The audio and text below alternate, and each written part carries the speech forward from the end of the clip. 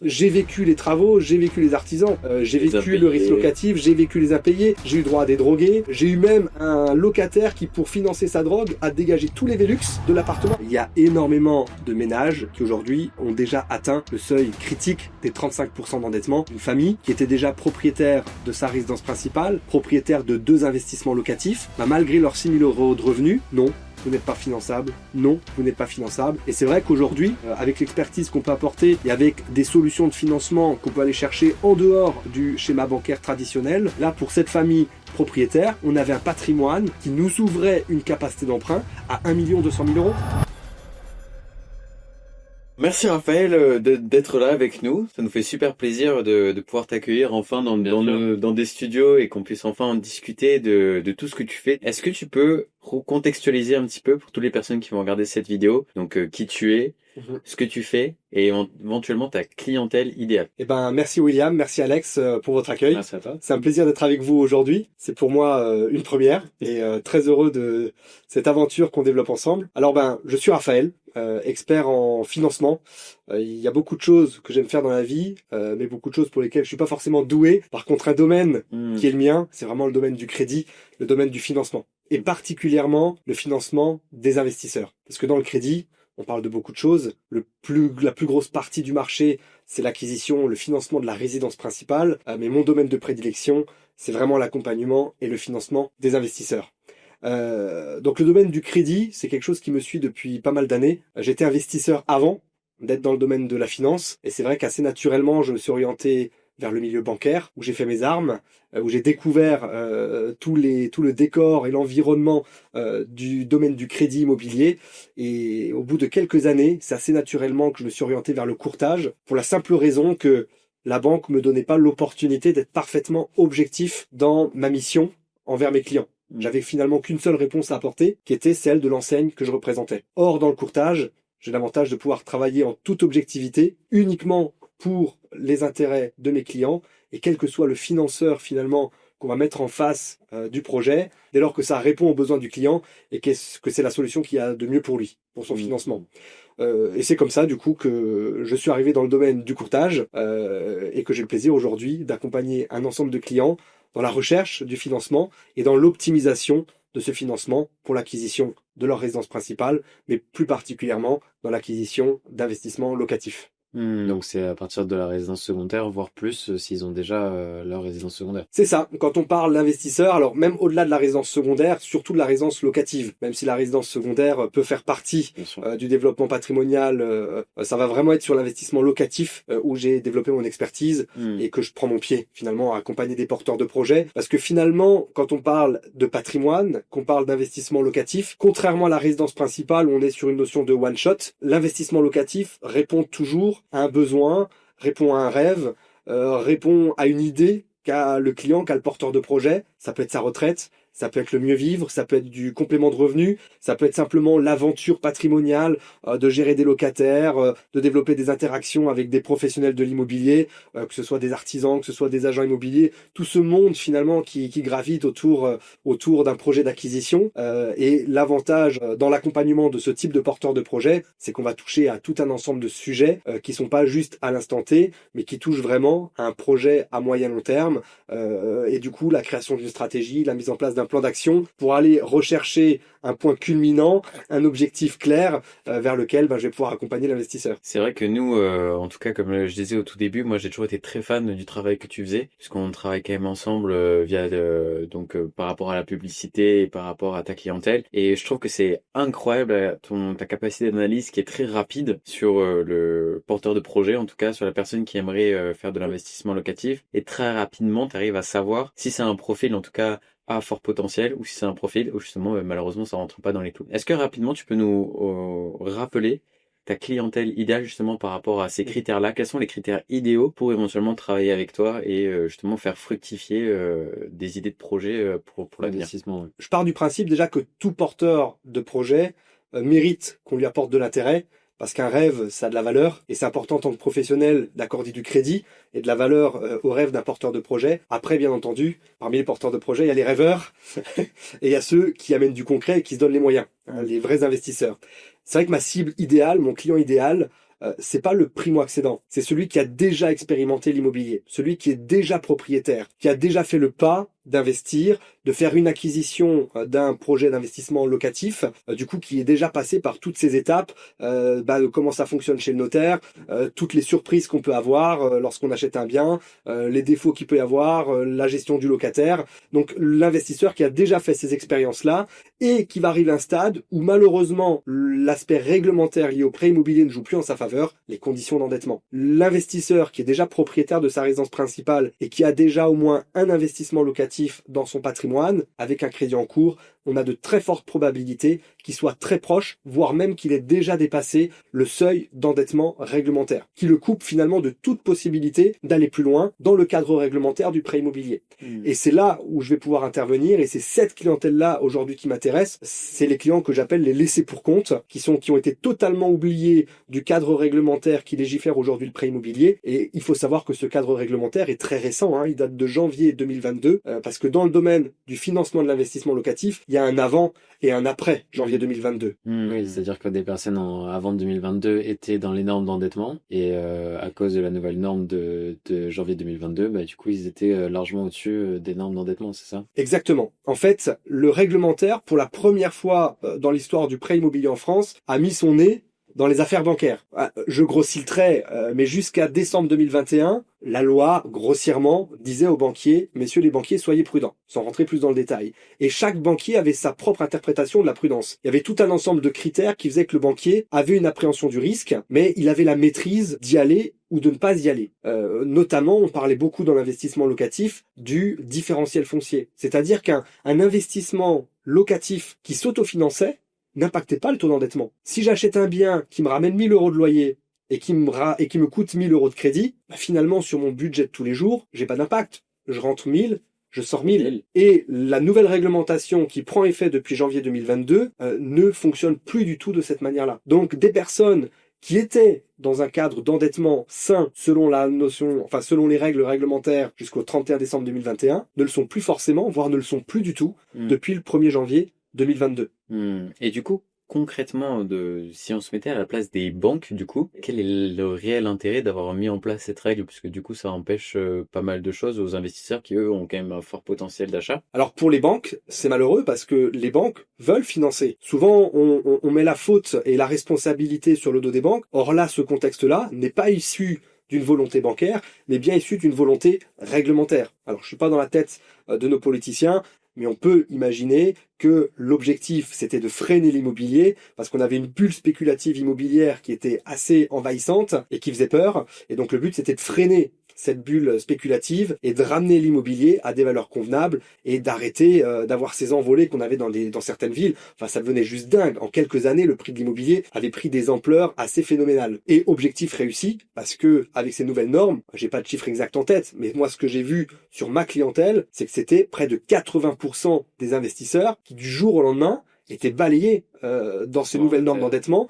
qui étaient passés d'éligibles à non éligibles à un crédit pour financer l'acquisition d'un bien locatif. Donc les banquiers veulent, et ils sont les premiers finalement acteurs à porter le préjudice de cette nouvelle réglementation. Les investisseurs portent le préjudice, mais les banquiers aussi le portent, parce que les banquiers ne peuvent plus prêter comme ils le veulent et comme ils le faisaient avant. Mais par chance, dans l'ensemble des financeurs de la place, il y a des financeurs aujourd'hui qui ne sont pas des banques, qui ne vivent que par l'activité du crédit. Et pour ces sociétés de financement-là, ces nouvelles normes, on allait au chômage technique du jour au lendemain. Donc il fallait trouver des solutions pour ces financeurs, de pouvoir continuer de financer les investisseurs et de trouver des solutions. De trouver des solutions pour pouvoir continuer à exercer leur métier, qui était le métier du crédit à destination des investisseurs. Parce qu'en réalité, la notion de risque, sur beaucoup de profils d'investisseurs, on est sur une analyse risque qui est saine. On a du patrimoine, on a des revenus, on a du reste à vivre. Donc la seule limite, finalement, au financement pour ces investisseurs-là, c'est la norme d'endettement. Alors que derrière, ils peuvent avoir parfois plus d'épargne que la valeur du prêt qu'ils sollicitent. J'ai 200 000 de côté, je sollicite un prêt de 100 000 euros, mais si je suis à 35% d'endettement, même si je voulais demander que 5 000 euros, je suis au-delà de 35%, je peux pas. C'est ouf. Le fait que ça bloque des opportunités comme ça, c'est vraiment incroyable. Et on dit souvent que du coup, bah, le courtier, des fois c'est un peu une arnaque, des fois c'est un peu du surcoût, des fois il fait un travail que tout le monde peut faire. Qu'est-ce que tu peux dire par rapport à ça et qu'est-ce qui te différencie toi d'un courtier normal? Alors, c'est vrai que le courtier, c'est une profession dite intermédiaire. Comme l'agent immobilier, entre un acheteur et un vendeur, le courtier entre un emprunteur et la banque, et des métiers d'intermédiaire, il en existe beaucoup. Et finalement, c'est la difficulté de notre métier, c'est quelle est la valeur ajoutée qu'on apporte. Et comme dans tout métier, ben, il y a des professionnels qui apportent de la valeur ajoutée et d'autres qui n'en apportent pas. En tant que courtier, le courtier qui fait son métier est censé amener de la valeur ajoutée d'abord par le conseil. Finalement, un porteur de projet qui sollicite un financement, c'est pas son métier le crédit. Donc, quelles sont les attentes de la banque en face? Quelles sont les normes réglementaires? En quoi est-ce que son dossier est éligible ou ne l'est pas? Quels sont les éléments qui vont lui permettre d'être un profil sexy aux yeux des banques et de pouvoir négocier des meilleures conditions de taux? Tous ces sujets-là, un emprunteur pourrait y avoir accès, mais à force de se prendre des portes, de se prendre des claques, de se planter, de mal se vendre, donc ça lui coûterait du temps, de l'énergie, et sans forcément arriver au résultat. Je prends l'exemple d'un porteur de projet plombier qui veut s'expérimenter dans le domaine du financement et négocier son dossier. Je veux dire, moi je suis pas plombier, et c'est ce que je vais dire à mon client plombier. Si moi demain je dois changer la plomberie de ma cuisine, je vais faire appel à lui. Je pourrais peut-être par des vidéos YouTube réussir à me débrouiller, faire un truc qui va tenir quelques mois. Mais je garantis pas qu'il n'y ait pas de fuite. C'est ambitieux. Voilà, c'est ambitieux. Et finalement, là, on est dans le même contexte. Le professionnel va avoir un regard expert, va pouvoir tout de suite détecter les failles ou va pouvoir détecter les points valorisants d'un dossier, les mettre en avant et faire une négociation auprès des établissements financeurs en conséquence. Donc le courtier va pouvoir conseiller, accompagner, chercher le financement en conséquence et en faire l'optimisation par le biais de la négociation, et surtout pour le porteur de projet, normalement c'est censé être un gain de temps.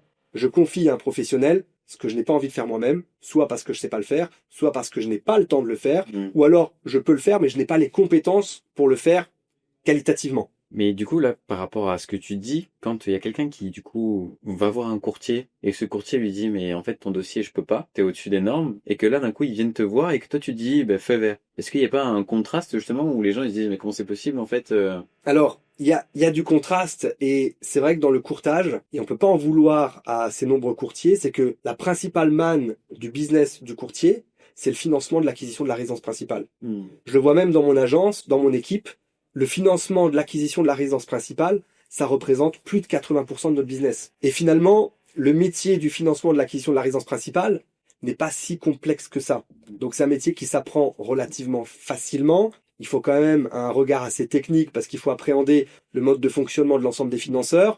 Mais il y a beaucoup de courtiers qui sont pas issus du milieu bancaire et qui se sont entre guillemets improvisés courtiers, mais qui sont très bien capables de faire leur métier. Le financement de l'investissement locatif est beaucoup plus complexe parce qu'il fait appel, si on veut le faire proprement, à un ensemble de connaissances et de compétences qui, elles, ne sont pas innées et qui ne s'apprennent pas avec un coup de baguette magique. On fait référence à du juridique. Quelqu'un qui va acheter en SCI, qui va acheter en SARL de famille, qui va acheter en SAS, quel modèle juridique on va employer, quelles vont être les conséquences fiscales, quels sont les objectifs patrimoniaux du client, quel va être l'impact sur son ménage, sur sa fiscalité, sur la succession, une famille recomposée. Donc tous ces éléments-là, finalement, même si techniquement ils sont censés être du ressort d'un conseiller patrimonial ou d'un notaire, le courtier qui accompagne un investissement doit avoir ces connaissances-là et ces compétences-là, sinon comment est-ce qu'on peut, de manière professionnelle, trouver le financement adéquat si on n'a pas ces notions-là? Et c'est finalement ce qui va faire une grosse différence déjà, et séparer en deux les courtiers, avec les courtiers qui sont aguerris à l'ensemble de ces démarches, et les courtiers qui ne le sont, mais alors pas du tout. Tu te rappelles aussi à un moment, on était venu pour ta première en face caméra avec nous, on avait fait une jolie métaphore justement pour un peu expliquer le bon métier du courtier. Je crois que c'était un peu en mode de séduction. Est-ce que tu te souviens de... Oui, et c'est vrai que souvent, et j'en parle souvent de cette manière-là aussi avec mes porteurs de projets, c'est comment se rendre sexy finalement. On peut avoir de nombreux atouts, mais si on n'est pas capable de les mettre en avant, comment est-ce que je vais pouvoir convaincre ma promise de tous ces atouts qui sont les miens, tous mes talents cachés? Il faut que je sois capable de les vendre, de les mettre en avant. Sinon, ma promise n'en aura pas connaissance, et si elle n'en a pas connaissance, elle va peut-être passer son chemin sans avoir une accroche, sans que j'ai eu l'opportunité de m'adresser à elle. Et finalement, un dossier de crédit, c'est un peu la même chose. C'est savoir mettre en avant les atouts, et parfois, du coup, on va employer un terme adéquat, savoir habiller la mariée. On va peut-être cacher certains défauts ou les amenuiser et mettre en avant, par contre, et mettre en valeur, mettre en lumière les atouts et les qualités d'un dossier pour le rendre le plus sexy possible et mettre l'eau à la bouche à un financeur. C'est toujours ça. Un financeur, quand il reçoit un dossier sur son bureau, il doit pas se poser la question de savoir est-ce que je veux y aller ou je ne veux pas y aller. Il faut partir du principe que bien sûr, il veut y aller. Mais quelles seront les conditions que je serai prêt à faire parce que je le veux ce dossier, parce qu'il est sexy et je veux qu'il soit chez moi, je veux que cette personne-là devienne cliente chez moi. Donc c'est tout ce travail-là effectivement d'habillage, de l'histoire qu'on va raconter, parfois un travail préparatoire. Il y a des clients, on va se préparer pendant plusieurs mois pour rentrer dans les cases, se rendre sexy et pouvoir susciter l'intérêt d'un financeur. Et après, en plus, toi, non seulement tu rends sexy un dossier, mais en plus, tu sais à qui ça va plaire, en fait, ce dossier. Donc, en fait, c'est un peu comme si tu connaissais déjà le goût de la potentielle promise, donc son type de personne, et qu'en fait, tu vas forcément présenter, du coup, les deux bonnes personnes qui sont faites exprès pour s'entendre. Le concept s'appelle Mario au premier regard. Ouais, c'est ça. Agence matrimoniale, agence de rencontre. Ouais, tu connais tous les caractères des deux personnes qui font que ça va matcher tout de suite, quoi.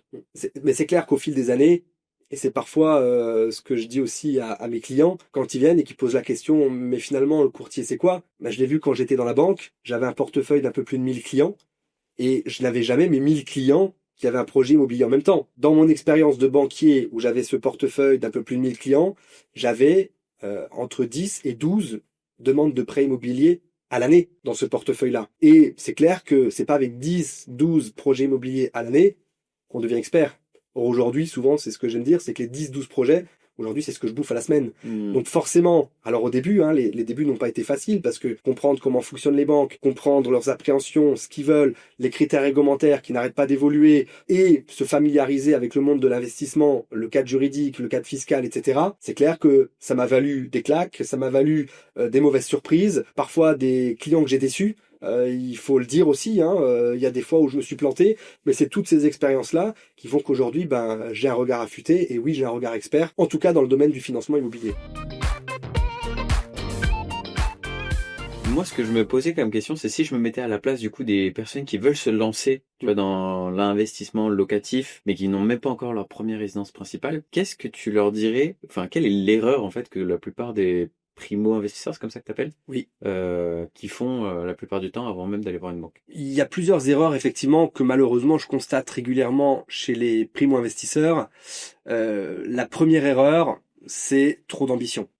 C'est pas parce que j'ai une belle capacité d'emprunt, parce que j'ai pas de crédit en cours, qu'il faut que j'aille tout de suite cramer le maximum de mes possibilités sur un premier projet. La notion de connaissance et d'expérience est hyper importante dans l'investissement. Parce que on voit beaucoup de belles choses et de success stories sur YouTube, on nous vend beaucoup de belles histoires, mais la vraie vie de l'immobilier, elle n'est pas aussi belle que ce qu'on veut bien nous laisser entendre. Et beaucoup d'investisseurs se crachent dès la première opération, parce qu'ils achètent trop cher, parce qu'ils se font avoir par les artisans, ils ont mal anticipé le budget travaux, ils n'arrivent pas à gérer les différents intervenants, que ce soit le gestionnaire, que ce soit l'agent immobilier, que ce soit le vendeur, et finalement, à être trop ambitieux, on prend un risque. Je prends un exemple, un porteur de projet qui va avoir une capacité d'emprunt de 300 000 euros, il va prendre un risque sur 300 000 euros.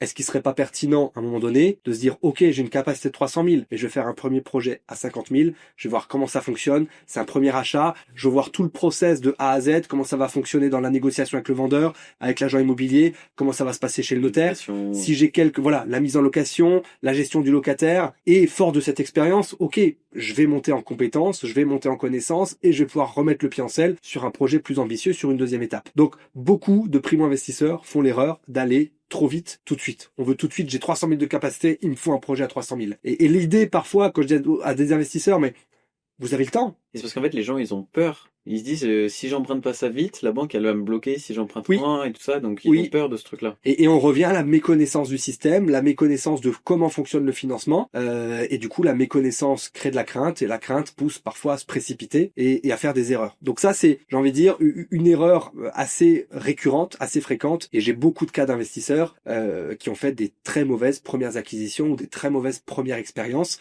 Alors tant mieux, ils auront appris. Mais c'est toujours pareil et beaucoup de grands sages le disent, l'expérience elle est bonne, hein, se planter c'est important pour grandir, mais dès lors qu'on peut se relever. Donc il faut pas que la première erreur soit fatale, quoi. Ouais, que ce soit pas un crash-pat Voilà. qui te tue, quoi. Et j'ai eu des cas malheureusement de première expérience qui pour certains investisseurs auront été fatales. Quand vous devez vous taper un crédit d'un bien que vous n'avez plus, mais parce que vous avez été obligé de le vendre et mal le vendre, et ça n'a pas suffi à rembourser votre prêt. Et j'ai des cas de clients qui ont 50 000, 100 000. Le cas le plus extrême que j'ai eu, c'est un client qui avait encore 250 000 euros sur un bien, 250 000 euros de dette de crédit pour un bien qu'il n'avait plus dans son patrimoine. C'est horrible de se dire que je dois rembourser 250 000 euros d'un bien que je n'ai plus. Donc ça, c'est la première erreur. La deuxième erreur, qui est moins palpable, j'ai envie de dire, c'est le manque de stratégie, le manque d'objectif. C'est vrai que souvent, beaucoup d'investisseurs investissent sans objectif précis. Pourquoi vous achetez ? Pour faire de l'investissement locatif. Mais pourquoi vous faites de l'investissement locatif ? Pour la retraite. Finalement, il y a des réponses qui viennent, mais qui sonnent creux parce que ils ont eux-mêmes pas la réponse de qu'est-ce qui est leur réelle motivation à faire de l'investissement locatif. Et on va forcément, alors, soit se griller, parce que on va surconsommer et se mettre soi-même des bâtons dans les roues et se bloquer pour un prochain investissement.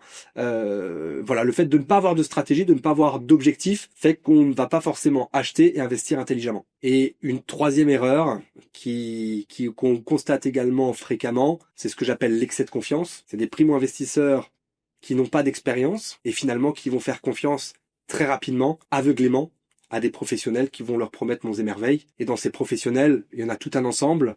Alors parfois, heureusement, on tombe bien, parce qu'il y a des professionnels qui font très bien leur métier, qui le font avec éthique. Mais dans le domaine de l'immobilier, il y a aussi beaucoup de professionnels qui pensent qu'au cash, qui peuvent retirer d'une opération et qui cherchent le bon pigeon. Et j'ai vu beaucoup d'investisseurs acheter des projets clés en main et ils n'ont pas d'expérience. Donc, ils sont pas capables de juger si l'enveloppe travaux qui a été prévue est bien jaugée ou pas. Est-ce que le prix de vente qu'on leur promet est bien jaugé ou pas? On vend finalement un rendement. Ils achètent un rendement qui comprend un prix d'achat, une enveloppe travaux. Le clé en main fait que, rassurez-vous, tout est calculé, on s'occupe de tout. Mais finalement, qui c'est qui assume le risque seul? C'est l'investisseur. C'est lui qui paye. C'est lui qui va être propriétaire du bien et c'est lui qui va être le commanditaire des travaux de devis qui ont été faits par quelqu'un d'autre qu'on lui a vendu. Et beaucoup d'investisseurs, et ça je suis toujours tellement surpris, et sur des enveloppes parfois considérables, où l'investisseur ne prend même pas le temps de challenger le devis par des démarches réalisées par lui-même pour aller voir est-ce que d'autres artisans confirment, est-ce que l'enveloppe est bien calculée, etc. Quand on achète un frigo, qu'on achète une télé, qu'on achète un ordinateur, et moi le premier, je suis toujours surpris à me dire mais je suis en train de perdre un temps de dingue sur Internet à faire des comparatifs, est-ce que c'est les bonnes caractéristiques, est-ce que c'est le produit qu'il me faut pour des achats de 300 balles, 400 balles, 500 balles, et là pour un projet à plusieurs milliers d'euros, 50 000, 100 000, 300 000, on fait confiance aveugle à des professionnels parce que c'est des professionnels et on les met du coup sur un piédestal et on fonce tête baissée sans aucune vérification, sans aucun risk management pensé. Enfin, on y va, on fait confiance, l'excès de confiance. Et ça, c'est un risque qui malheureusement, dans certains cas, peut être fatal. Et ça, c'est un truc que tu dis aux clients, éventuellement quand toi, tu les as, de faire attention un peu aux artisans, etc. Ou... Oui, et ce qui est délicat, c'est que parfois, malheureusement, il y a les clients qui sont prêts à l'entendre et d'autres qui ne sont pas prêts à l'entendre. On est dans un environnement qui est très émotionnel. Un achat immobilier, c'est très émotionnel. Alors plus sur la résidence principale que l'investissement locatif. Mais c'est vrai que le primo accédant à l'investissement locatif est souvent très rêveur parce qu'il, voilà, je vais faire fortune avec l'immobilier.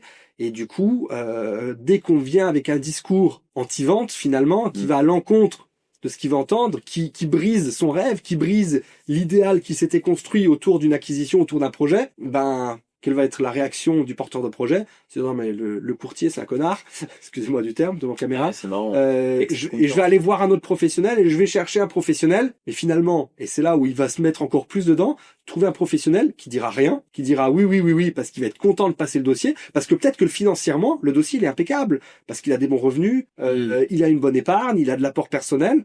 Mais le courtier sera content de vendre son mandat et de prendre sa commission pour avoir négocié le crédit. Et il y a des courtiers qui vont se dire, de toute façon, son achat, je suis pas agent IMO, c'est pas mon problème. Et effectivement, c'est pas la responsabilité du courtier. Mais néanmoins, un courtier digne de ce nom voit quand même suffisamment de dossiers, il y a suffisamment de recul pour être capable de dire à son client, attention.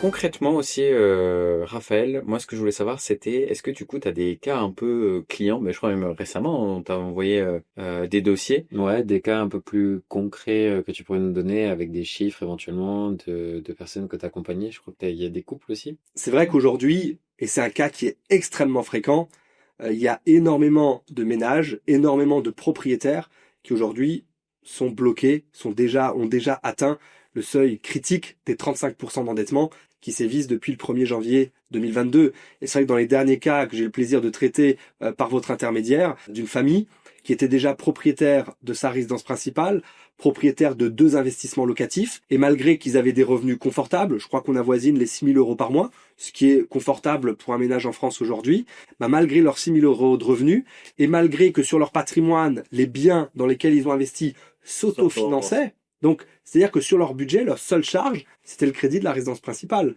Leurs investissements locatifs leur rapportent de l'argent, leur rapportent du cash flow. Les loyers couvrent le prêt, couvrent les impôts, couvrent la taxe foncière, couvrent tout et leur dégagent encore du revenu. Et dans le nouveau calcul d'endettement, malgré tout, déjà au taquet des 35% d'endettement et dans toutes les démarches qu'ils ont fait auprès des banques, non, vous n'êtes pas finançable, non, vous n'êtes pas finançable, non, vous n'êtes pas finançable. Et le seul conseil qu'on a pu leur donner, c'est vous devez vendre pour pouvoir réacheter. Vous devez arbitrer. Donc vendez ce qui est le moins rentable pour acheter quelque chose de plus rentable. Mais finalement, c'est le chat qui se mord la queue parce que je vais peut-être vendre un bien à 200 000 pour faire une acquisition à 300 000, mais je resterai bloqué. Je vais pas pouvoir aller au-delà. Et c'est vrai qu'aujourd'hui, avec l'expertise qu'on peut apporter et avec des solutions de financement qu'on peut aller chercher en dehors du schéma bancaire traditionnel, c'est des personnes aujourd'hui où on va trouver des capacités d'emprunt non plus axées sur les ressources et charges, mais axées sur le patrimoine. Et c'est le patrimoine qui va faire la différence. Et là, pour cette famille propriétaire, on avait un patrimoine qui nous ouvrait une capacité d'emprunt à 1 200 000 euros. Alors, c'est pas pour autant qu'ils allaient faire un projet à 1 200 000. On est sur un projet qui avoisine les 500 000 euros. Mais entre le discours bancaire qui dit vous avez droit à zéro, rien, mais je veux acheter un studio à 40 000, même pas, parce que vous êtes à 35%, même si vous voulez acheter un studio ou une chambre d'étudiant à 10 000, c'est pas possible. Vous êtes au 35%. Et dans l'autre discours, dire vous êtes éligible jusqu'à 1 200 000, c'est clair que ça fait impression, ça fait waouh, et tout de suite, on voit les yeux qui pétillent et des étoiles dans les yeux. Putain, c'est énorme. Bon, du coup, tous les ménages qui ont plusieurs biens locatifs et qui ont un revenu confortable, sachez que vous êtes potentiellement assis sur 1 million de capacité d'emprunt, quoi. Genre, c'est un truc de fou. En fait, quand tu réfléchis, qu'on te dit que tu peux plus rien emprunter et qu'en fait, t'as t'es assis sous... Imagine, t'appelles 10 banques, on te dit non, puis t'appelles Raphaël, 1 million 2. Ouais, c'est clair, ça, c'est... Le contraste, il est d'une extrême violence. Mais parce que le banquier lui-même n'a pas connaissance de ces solutions. Je l'ai vécu quand j'étais en banque. La seule solution que je connaissais, c'était la solution du prêt immobilier et dans les cases et dans les normes de l'enseigne que je représentais. Le banquier n'est pas un expert crédit. Donc le banquier répond de bonne foi au prospect ou au client en disant non. Parce que effectivement, selon les normes réglementaires d'endettement, il n'est pas éligible. Et ça, moi, je ne le change pas. J'ai pas de baguette magique. Je ne change pas la norme, je ne change pas la loi. Le cadre réglementaire pour mes clients est exactement le même. La seule question, parfois, que les gens ne se posent pas, c'est est-ce qu'il y a autre chose que le prêt immobilier pour faire de l'immobilier? Parce que toutes ces contraintes desquelles on parle et qui menottent aujourd'hui les banquiers, qui leur empêchent d'intervenir, c'est un cadre réglementaire qui s'appelle le prêt immobilier. Mais finalement, la vraie question, c'est est-ce qu'il n'y a pas un autre cadre réglementaire que le prêt immobilier pour faire de l'immobilier? Et une fois qu'on s'est posé cette question-là, finalement, et qu'on tire le bout de ficelle, on va accéder à des réponses et à des solutions, certes que le commun des mortels ne connaît pas, que la majorité même des professionnels du crédit ne connaissent pas, mais quand on creuse en dehors des sentiers battus, il y a des solutions qui existent. On avait aussi plus ou moins un deuxième cas aussi succès. C'est, je crois que c'était quelqu'un justement qui était justement dans la formation d'immobilier et qui connaissait pas mal de monde. Oui, et c'est vrai qu'aujourd'hui, au-delà des porteurs de projets, il y a toute une flopée de professionnels de l'immobilier qui aujourd'hui ont des clients qui accompagnent des porteurs de projets et qui eux-mêmes se retrouvent bloqués.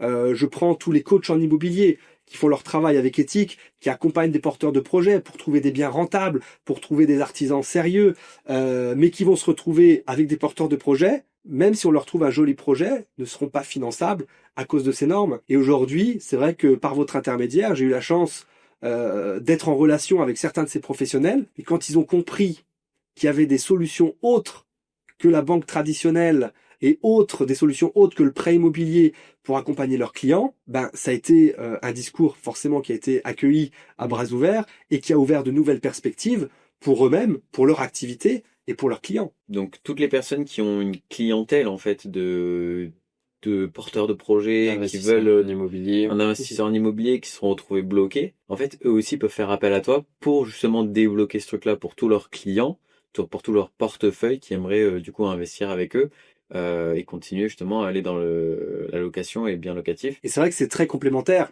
À mon niveau, je reçois beaucoup de porteurs de projets qui, par mon intermédiaire, comprennent leur capacité de financement et le levier que leur permet leur patrimoine pour lever de la dette et faire à nouveau de l'investissement. Mais moi, je ne suis pas agent immobilier. Ce n'est ni mon métier, ni mon rôle, et ce n'est pas mon domaine d'expertise que de les aider à trouver un bien. Donc j'ai beaucoup de cas de clients à qui je dénoue sur l'aspect financement la situation, et ils repartent de chez moi avec plein de perspectives, de belles perspectives, parce qu'ils ont de la capacité d'emprunt, mais ils ont besoin ensuite d'être accompagnés pour trouver le bien rentable, trouver l'investissement idéal. Et c'est là où ces professionnels qui, eux, accompagnent le client dans la recherche d'un bien, que ce soit un agent immobilier, que ce soit un coach en immobilier, que ce soit un conseiller patrimonial, effectivement, lui va pouvoir répondre à cette recherche-là. Par contre, ces professionnels de l'immobilier, eux, peuvent se reposer sur moi pour la question de la finançabilité. Et effectivement, les meilleurs professionnels avec qui j'arrive à travailler en parfaite synergie aujourd'hui, c'est notamment ce que j'appelle les coachs immobiliers. C'est pas forcément les agents immobiliers, parce que les agents immobiliers locaux, comme les courtiers locaux, sont très axés sur la résidence principale. Mais les coachs en immobilier souvent accompagnent des investisseurs. Et en accompagnant les investisseurs, ils sont au quotidien confrontés à cette problématique-là. Donc, les coachs en immobilier et les conseillers patrimoniaux sont les deux métiers avec qui j'arrive à travailler aujourd'hui en parfaite synergie. Après, des métiers, il y en a plein d'autres. J'ai parfois l'expert comptable qui m'envoie ses clients parce que quand il voit ses clients investisseurs qui partagent au moment du rendez-vous les difficultés qu'ils ont, l'expert comptable peut penser à moi, à dire tiens, j'ai un partenaire avec qui peut-être vous auriez des solutions, et tant mieux. Et l'expert comptable, ça lui permet de travailler aussi, parce que si demain, sur un nouveau projet, on va créer une nouvelle structure juridique, une SCI, une SAS, une SARL, peu importe, l'expert comptable, ça sera dans son portefeuille un client supplémentaire avec lequel il pourra travailler. Également les notaires. Même si le notaire, aujourd'hui, je vois en moins le réflexe, parce que les notaires ont énormément de sujets à traiter, donc c'est compliqué d'avoir les réflexes sur tous les sujets, mais pareil, les notaires signent les compromis de vente et sont à la source des problématiques de financement que peuvent avoir les porteurs de projets. Donc Raphaël, pour toutes les personnes qui ont vu cette vidéo, qui se disent mais ouais c'est génial, tout ce que tu peux réussir à faire par rapport à ce taux d'endettement.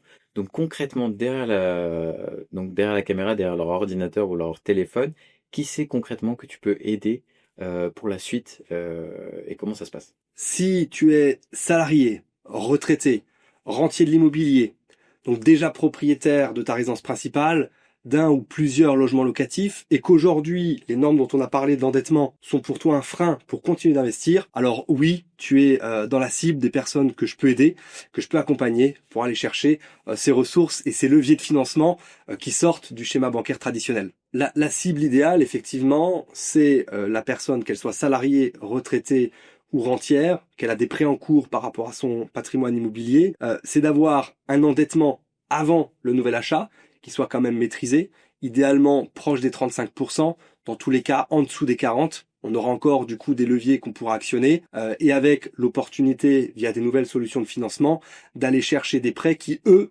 n'impacteront pas l'endettement. Et du coup, cette norme des 35% ne sera plus un frein. En termes de revenus, d'expérience, idéalement, c'est que le ménage soit à 4-5 000 de revenus ou plus, et qu'il y ait quand même un minimum d'épargne de côté. Voilà, si les livrets sont alimentés, qu'on a 20, 30, idéalement 50 000 euros d'épargne, on aura de la substance pour pouvoir aller chercher ces solutions, même parfois des solutions sans apport personnel.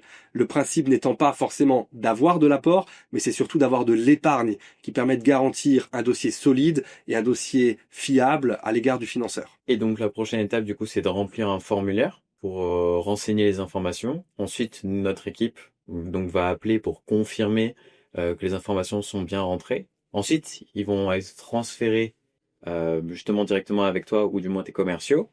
Et après, combien ça va leur coûter en fait concrètement de travailler avec toi? Effectivement, par le biais d'un formulaire qui se remplit en quelques minutes, qui vont me permettre moi d'avoir une visibilité sur votre situation professionnelle, patrimoniale, sur votre situation de ressources, de charges. En quelques regards, ça me permettra déjà de mesurer l'éligibilité à un financement et surtout de mesurer quelle serait la capacité d'emprunt. À partir de quoi, il vous sera possible de chercher le bien idéal dans la limite du cahier des charges qu'on se sera fixé. En termes de coûts, finalement, aujourd'hui, l'avantage de notre métier, enfin l'avantage pour vous, mais l'inconvénient pour nous, c'est qu'on a une garantie de résultat. Donc un dossier implique des honoraires seulement si le financement est obtenu. Et le principe de rémunération d'un courtier fonctionne en proportion du montant du financement négocié, et c'est le degré de complexité du dossier qui va permettre de déterminer le curseur sur le pourcentage de rémunération. Putain, mais c'est génial. Ça veut dire qu'en fait, toi, techniquement, en fait, tu ne coûtes rien, sauf s'ils ont enfin, en fait, réussi à accomplir leur projet, leur rêve. Exactement. La rémunération est tributaire du résultat. Donc, si le financement n'est pas obtenu ou que le dossier n'est pas éligible, ma prestation, mon intervention aura été gratuite. Donc, le conseil est gratuit et ce n'est uniquement le résultat obtenu qui déclenche rémunération. Tu as aussi un deuxième profil idéal. Est-ce que tu peux en parler? Donc, les intermédiaires, je crois. Oui, exactement. Donc, si tu es intermédiaire en immobilier, que ce soit coach, que ce soit ce que j'appelle les chasseurs de biens, que ce soit conseiller patrimonial et que tu as en gestion un ensemble de clients investisseurs qui ont la nécessité pour investir d'obtenir un financement, certainement que parmi tes clients, il y a de nombreux porteurs de projets qui sont aujourd'hui contraints et bloqués par ces normes d'endettement. Et effectivement, aujourd'hui, ces professionnels dont tu fais partie, je peux aujourd'hui apporter mon expertise et voir de quelle mesure on peut rendre éligibles certains de tes clients pour pouvoir réactionner du levier d'emprunt, réactionner du levier d'investissement et pouvoir faire du partage win-win où en tant que professionnel, tu as l'opportunité d'accompagner ton client jusqu'au bout par mon intermédiaire qui va permettre d'aller chercher, trouver la solution de financement pour ce porteur de projet. Ces personnes-là, du coup, qu'est-ce qu'elles pourraient y gagner en fait concrètement à te redonner du coup ces personnes-là qui ont ces taux d'endettement, qu'est-ce qu'elles y gagneraient en fait au change? Le gain, à mon sens, se situe à deux niveaux. Le premier niveau, c'est que le professionnel, je prends l'exemple du chasseur de biens, va gagner sa rémunération souvent sur la transaction.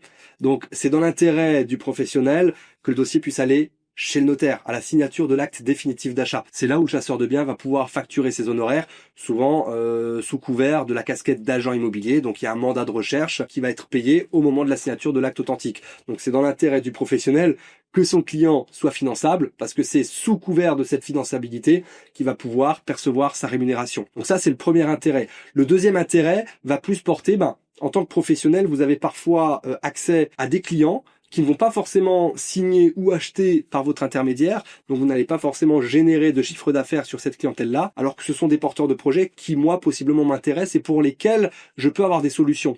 Et donc, générer à mon niveau du chiffre d'affaires sur des clients qui n'ont pas été les vôtres, finalement, sur un système de partage de valeur, c'est l'opportunité de déclencher du chiffre d'affaires et d'optimiser votre clientèle, même si cette clientèle n'a pas finalisé d'achat par votre intermédiaire. Alors c'est vrai qu'en banque professionnelle, aujourd'hui, cette solution fait que on est très sollicité et malheureusement parfois même si c'est à contre-cœur, je dois prioriser certains dossiers. La notion d'éligibilité, la notion de perspective va faire que je vais choisir certains dossiers plutôt que d'autres et donc j'encourage parfois mes partenaires à pouvoir me rejoindre. Comment? En devenant un professionnel du crédit, en étant professionnellement habilité, ce qu'on appelle l'ORIAS, et une fois qu'on est titulaire de l'ORIAS, en tant que professionnel, vous avez la capacité sous couvert de mon accompagnement de monter le dossier de A à Z, de faire tout ce travail de filtre à votre niveau et finalement de pouvoir travailler en parfaite synergie, vous à votre niveau en tant que professionnel, d'accompagner le client jusqu'au montage complet du dossier administratif et moi de simplement finaliser via mes partenaires financeurs auxquels j'ai accès la mise en place du financement et avec un partage de valeur à 50-50 sur cette transformation.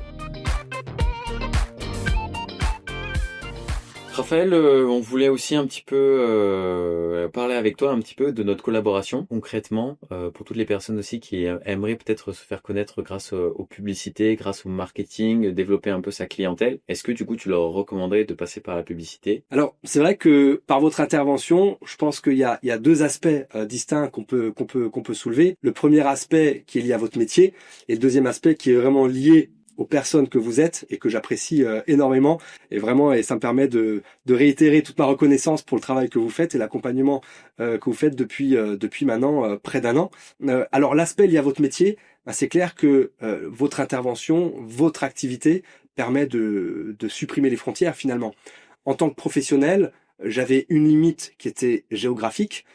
J'étais cantonné dans ma zone de chalandise et j'avais une deuxième limite, c'est que finalement j'ai une solution qui s'adresse à des milliers de propriétaires en France, mais des milliers de propriétaires qui aujourd'hui ne sont pas au courant, qui ne sont pas éduqués et qui n'ont pas connaissance de cette solution.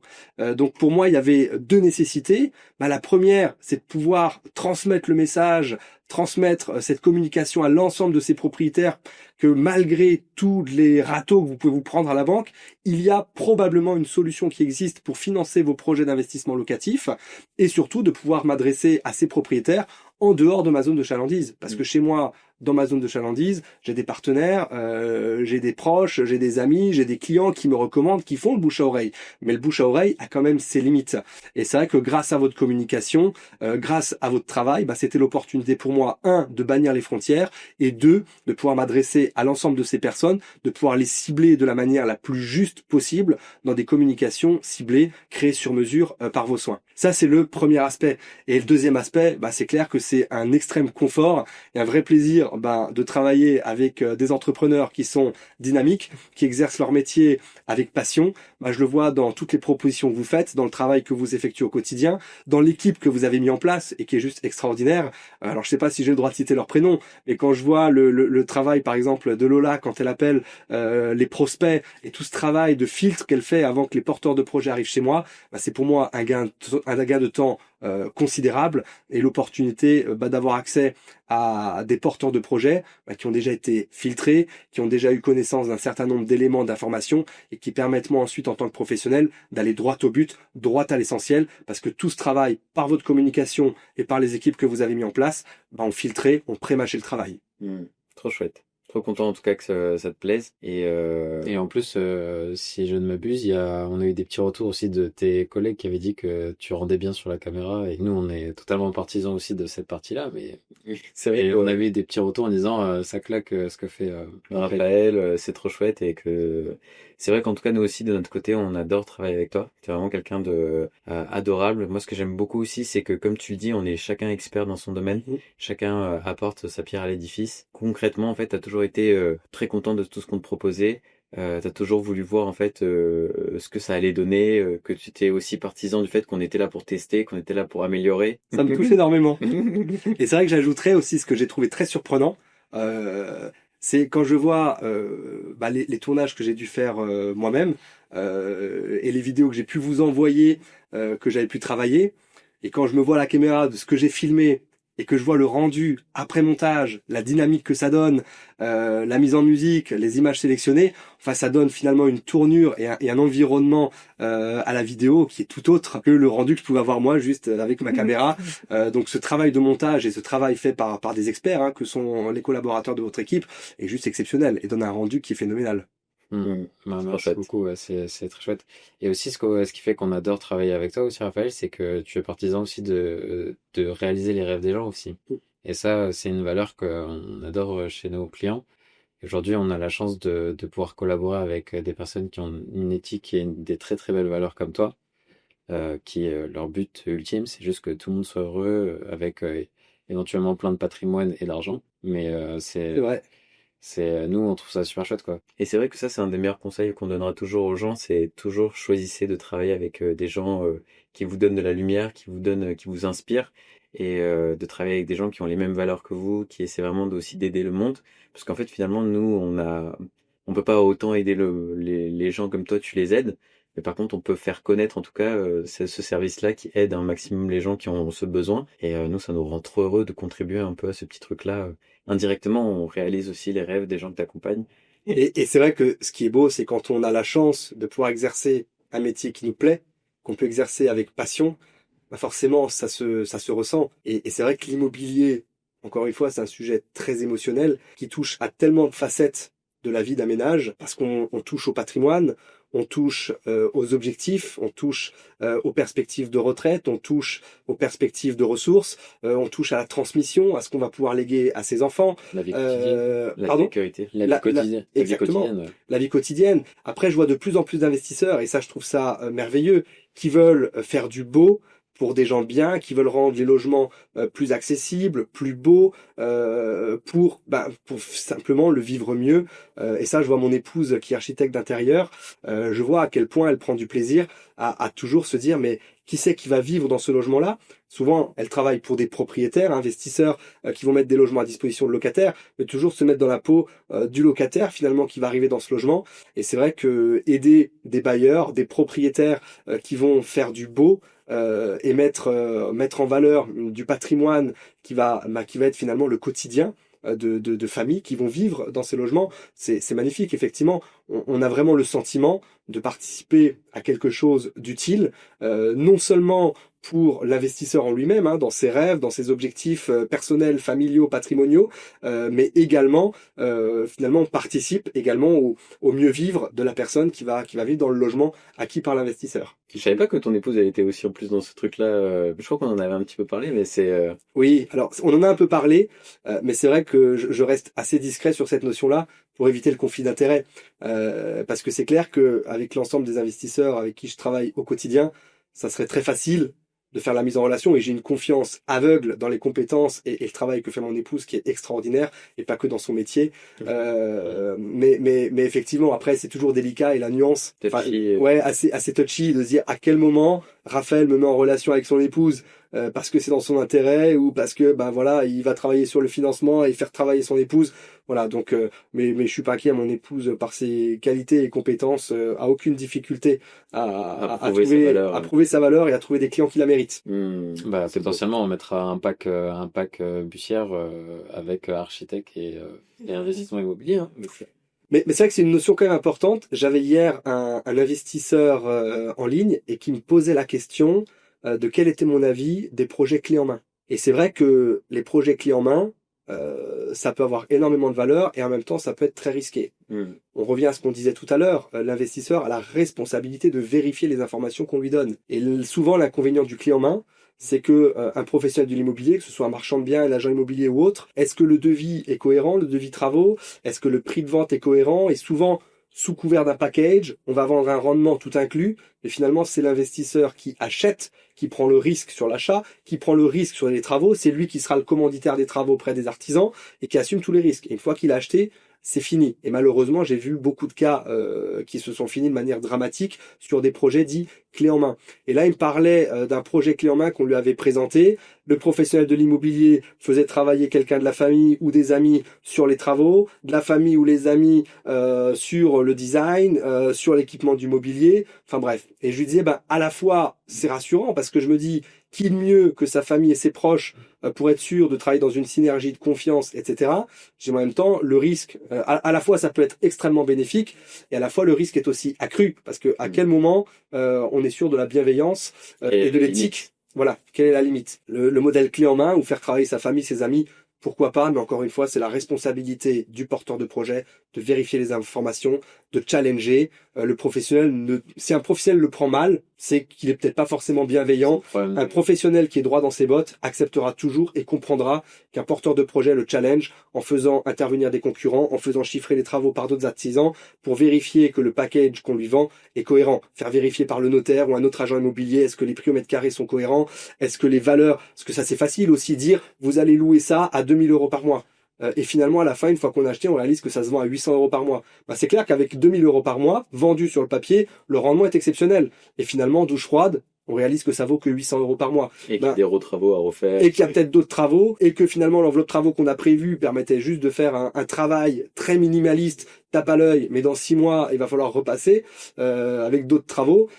C'est pas honnête. Mais encore une fois, L'investisseur ne peut que se le reprocher à lui-même s'il n'a pas fait les vérifications d'usage, de s'assurer que son achat est cohérent par rapport au prix au mètre carré, de challenger avec d'autres professionnels, avec d'autres acteurs, solliciter le notaire, un agent immobilier, des professionnels qui vont pouvoir apporter un regard et confirmer, quitte à les payer. Parfois, c'est pas un mauvais investissement que de payer un professionnel pour avoir un audit, exactement, et s'assurer de la valeur du bien que j'achète, s'assurer de la pertinence des devis qui me sont présentés, etc. C'est un peu le même principe que les appels d'offres, c'est-à-dire qu'en gros, toujours être capable, en fait, d'analyser, de concurrencer, de comprendre bien les prix, de comprendre bien ce qui est mis en place. Et souvent, le financement, c'est le plus facile, le plus dur vient après. Une fois qu'il a les clés, l'investisseur, c'est là que le vrai parcours du combattant commence. Le financement, c'est que la première étape.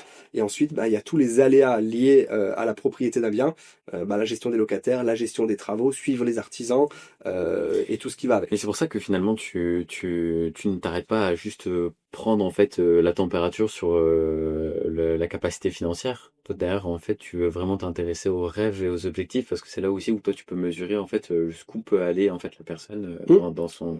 Ce qui est merveilleux quand on accompagne des investisseurs, c'est qu'on n'est pas sur du one shot.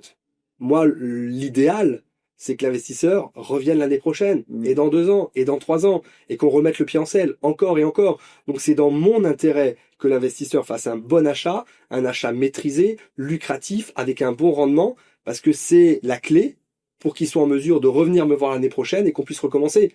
Un investisseur qui se plante, c'est un investisseur que je ne verrai plus. Parce qu'il va devoir gérer ses problèmes, il sera peut-être refroidi, il sera découragé, ou il aura financièrement plus la capacité parce qu'il va devoir assumer les ardoises. Un investisseur qui réussit son opération, c'est un investisseur qui en voudra encore, et encore, et que je vais revoir. Est-ce que c'est déjà arrivé que, du coup, t'es quelqu'un qui rentrait parfaitement dans les cases, et vu que tu sentais que sa motivation n'était pas là, ou que tu sais, ses rêves n'étaient pas forcément à la hauteur de ses ambitions, ou du moins des possibilités, que tu te dises, mais en fait... t'as beau à tout avoir, peut-être que toi, en fait, tu iras pas plus loin, parce que le moindre frein, je sais que tu tomberas. Est-ce que c'est déjà arrivé ou pas? C'est déjà arrivé, et je me rappelle d'un cas d'une investisseur qui avait une situation financière extraordinaire. Super revenu, super épargne. Et elle partait sur un projet extrêmement ambitieux, dans lequel il y avait plus de 300 000 euros de travaux. Elle n'avait encore jamais investi dans l'immobilier. Plus de 300 000 euros de travaux. Et même si c'était dans sa capacité, elle avait l'apport personnel, elle avait tout. Et j'ai refusé de l'accompagner parce que je lui ai dit, ce projet est trop ambitieux. Même si le financement, vous l'aurez, pour une première opération, le risque est pour vous beaucoup trop grand. Faites-vous les dents sur un projet moins ambitieux, découvrez déjà ce que c'est le parcours d'acquisition de A à Z, trouvez éventuellement un bien où vous allez avoir juste des travaux de rafraîchissement pour déjà vous confronter à la relation avec des artisans, les suivre jusqu'à la livraison d'un chantier, ou idéalement acheter un immeuble dans lequel vous avez des combles aménageables, mais vous avez déjà 5 logements qui sont prêts à louer, ou alors un immeuble dans lequel vous avez peut-être 5 logements prêts à louer sur 6 et un 6e qui est complètement à retaper. C'est l'idéal, ça vous permet d'avoir une expérience travaux de A à Z, mais sans prendre les risques inconsidérés sur le projet dans sa globalité. C'est un discours qu'elle n'a pas voulu entendre, et finalement, et c'est le discours que j'avais tenu aux professionnels qui me l'avaient présenté, j'ai dit cette personne-là aujourd'hui est pleine d'ambition, mais quand elle va réaliser et qu'elle va conscientiser ce dans quoi elle met les pieds, vous allez passer des heures et des semaines d'investissement pour un projet qui, j'en suis sûr, va tomber à l'eau.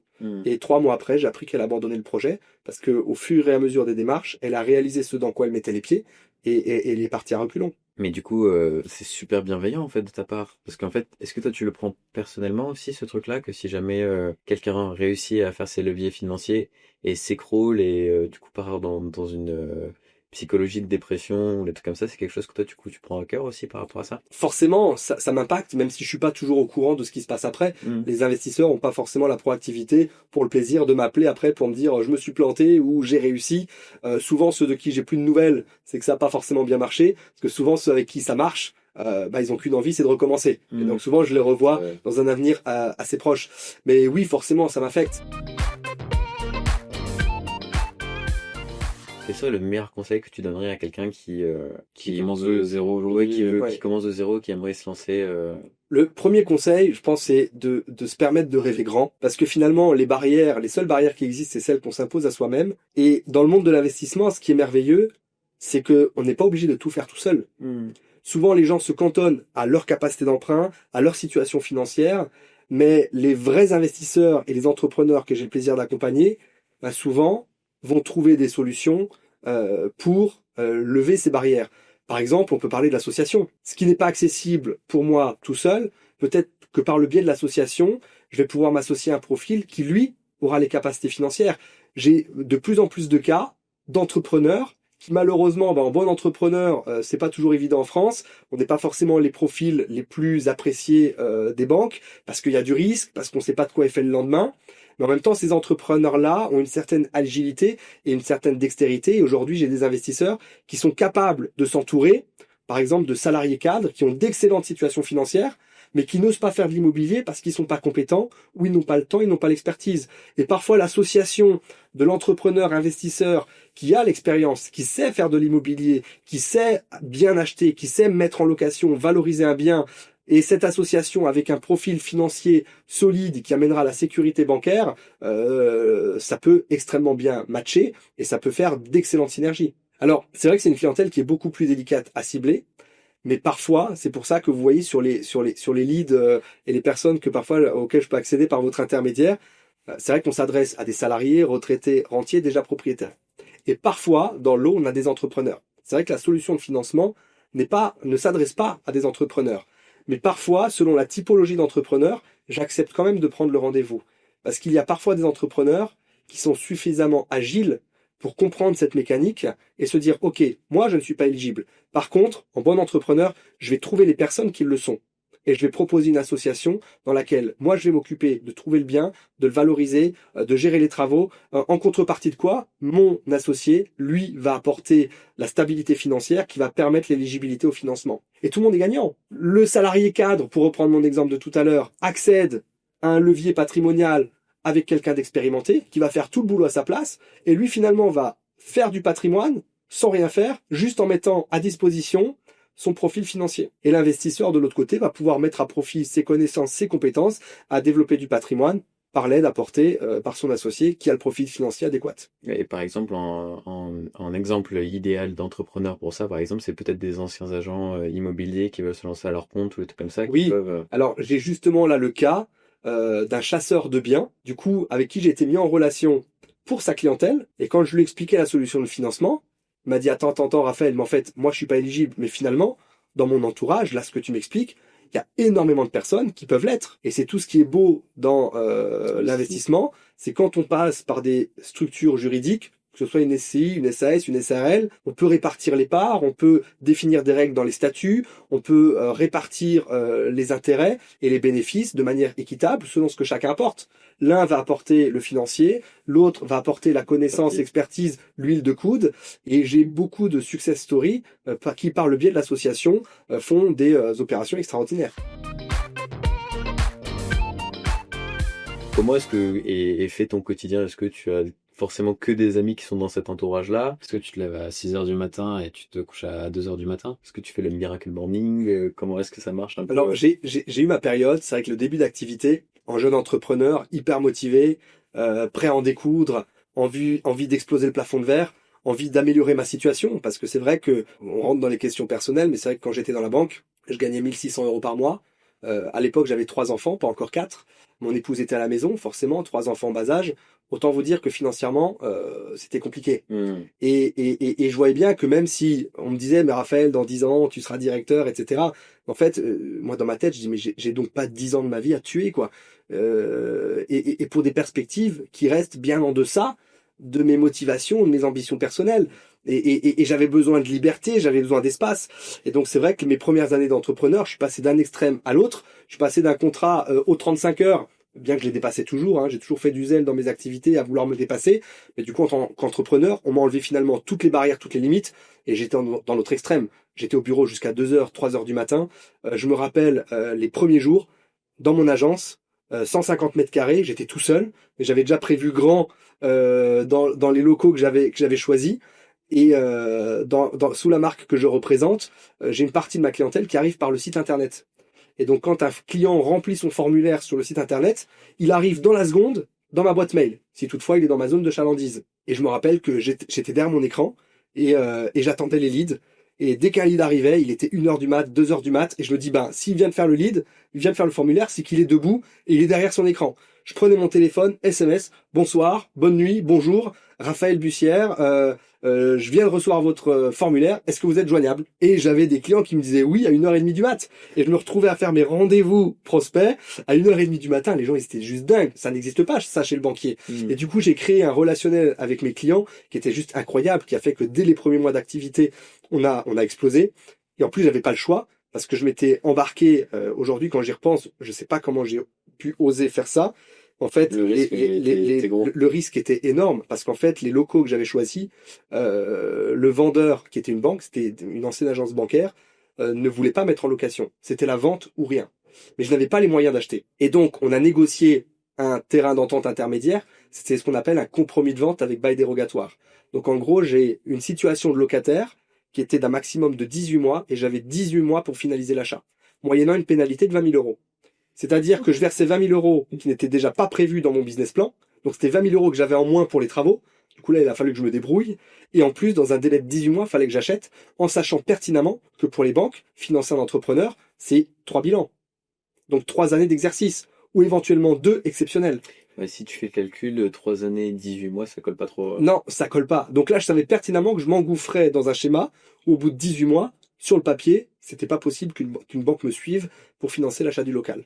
Mais on a tellement cartonné, donc j'ai démarré en décembre 2016, je recrutais ma première assistante en janvier 2017, j'avais la première conseillère financière qui me rejoignait en janvier 2017 également, au mois d'avril la deuxième, au mois de mai la troisième, donc on était déjà 5 au mois d'avril 2017, et au mois d'octobre 2017, on avait tellement cartonné les chiffres qu'un banquier que j'ai sollicité a vu l'expansion et a dit ok Raphaël, on y va, on te finance les locaux et continue ta route. Donc j'ai pas eu besoin d'attendre 18 mois. Au bout même pas d'un an, au bout de 10 mois, c'était bouclé quoi.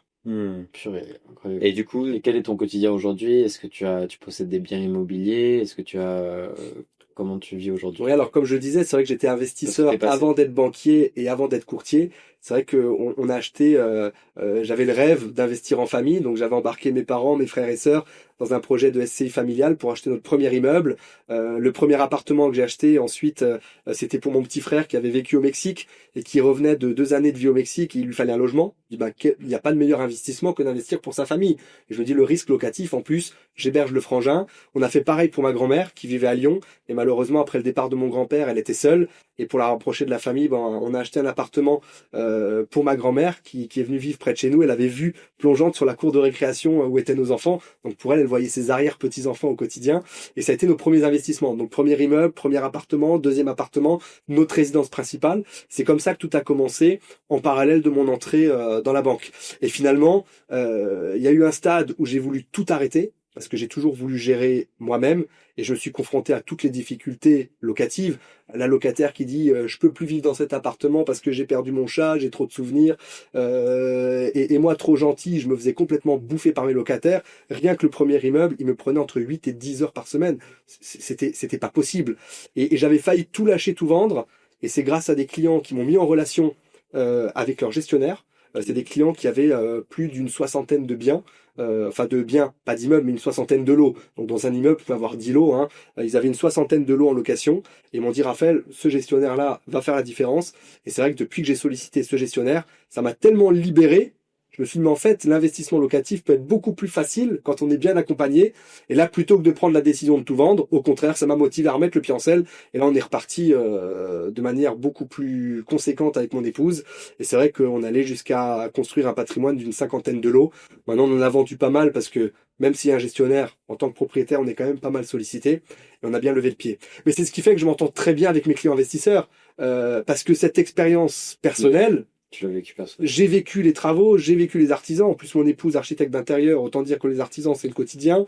J'ai vécu le risque locatif, j'ai vécu les impayés, j'ai vécu, excuse-moi du terme, hein, j'ai eu des prostituées dans des appartements qui m'ont saccagé, j'ai eu droit à des drogués, j'ai eu même, à un moment donné, un locataire qui, pour financer sa drogue, a dégagé tous les Velux de l'appartement, a vendu les Velux.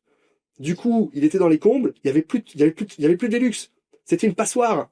Quand j'ai acheté le bien, il y avait des Velux. 1 an après, il y avait plus de Velux. Et c'est suite à une fuite sur la gouttière où l'artisan qui est intervenu sur le toit a pris des photos et me les a envoyées. Et j'ai vu qu'à la place des Velux, il y avait des bâches. Et en fait, le mec qui vivait à la bougie, Il avait des bâches, des couvertures, des coussins qui rendaient le bien étanche. J'ai jamais eu de dégâts des eaux, hein, ça montre qu'il l'avait bien étanchéifié. Parce que les locataires d'en dessous, j'ai jamais eu de problématique d'infiltration. Mais enfin voilà, le genre de galère, je suis passé par tous les cas possibles et imaginables. Est-ce que tu as eu les fameux squatteurs J'ai eu des squatteurs également. J'ai eu des squatteurs. Je rentrerai pas dans le détail de la typologie de squatteurs que j'ai eu, mais oui, j'ai eu des squatteurs et ça a été très compliqué. Ça a été très compliqué. Ça, c'est fou. Mais c'est tous ces sujets-là qui nous rendent attentifs, qui nous rendent vigilants. Et c'est vrai qu'au début, en tant qu'investisseur naïf, on fait confiance à tout le monde. On pense que tout est beau, tout est rose. Les gens vont rentrer, ils vont prendre soin parce qu'on a fait du beau pour eux. Ils vont payer leur loyer parce qu'ils sont contents et reconnaissants de la souplesse qu'on a. Mais en fait, non, pas du tout. Et malheureusement, c'est que parfois, ça nous oblige aussi à être beaucoup plus sélectif, être beaucoup plus vigilant, être beaucoup plus demandeur en termes de garantie, etc. Mais parce que malheureusement, la bonne foi, ne fait pas l'unanimité. Et là, du coup, dans le meilleur conseil du coup que tu donnerais, ce serait rester gentil, rester bienveillant, mais sachez sélectionner en fait à qui vous êtes. Oui, et même j'ai envie de dire, c'est pour ça que je conseille souvent aux investisseurs de commencer petit. Il faut se casser les dents. En fait, ces expériences-là, je leur dis, c'est au plus tôt vous prenez la baigne, au plus tôt vous allez apprendre.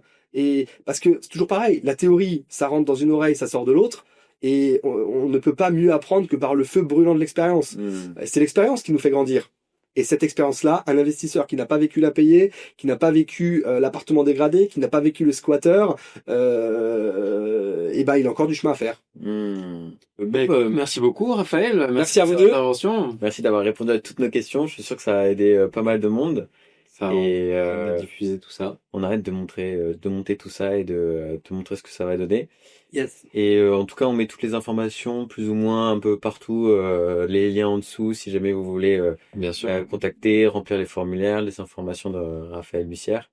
Et on vous souhaite à tous une super continuation et plein de réussites financières. Et à très bientôt. À très bientôt. À très bientôt.